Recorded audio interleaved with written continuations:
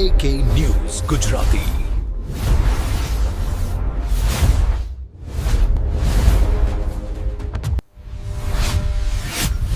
જોવો દિવસભરના તાજા સમાચાર AK ન્યૂઝ ગુજરાતી પર।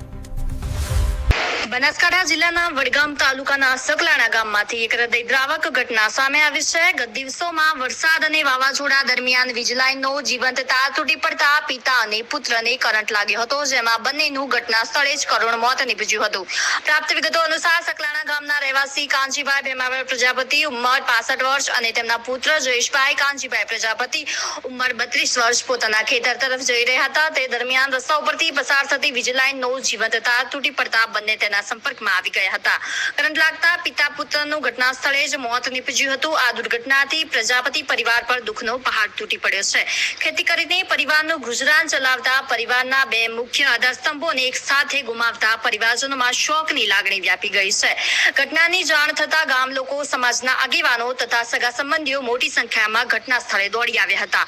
સમગ્ર સકલાણા ગામ તેમજ આસપાસના વિસ્તારોમાં શોકનું મોજું ફરી વળ્યું છે। સ્થાનિક લોકોએ વીજ વિભાગ દ્વારા વરસાદી મોસમ દરમિયાન વીજ લાઇનોની નિયમિત તપાસ અને જાળવણી વધુ અસરકારક રીતે કરવામાં આવે તેવી માંગણી કરી છે, જેથી ભવિષ્યમાં આવી દુર્ઘટનાઓ અટકાવી શકાય। ગઈકાલે રાત્રે ઘટના બની છે।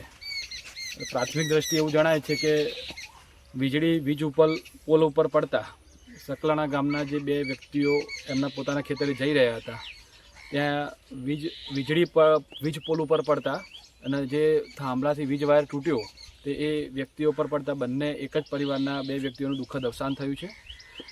આ બાબતે પ્રાથમિક તપાસની UGVCL મારફતે અને ગામના લોકલ તપાસ કરી અને આગળની કાર્યવાહી કરવામાં આવશે।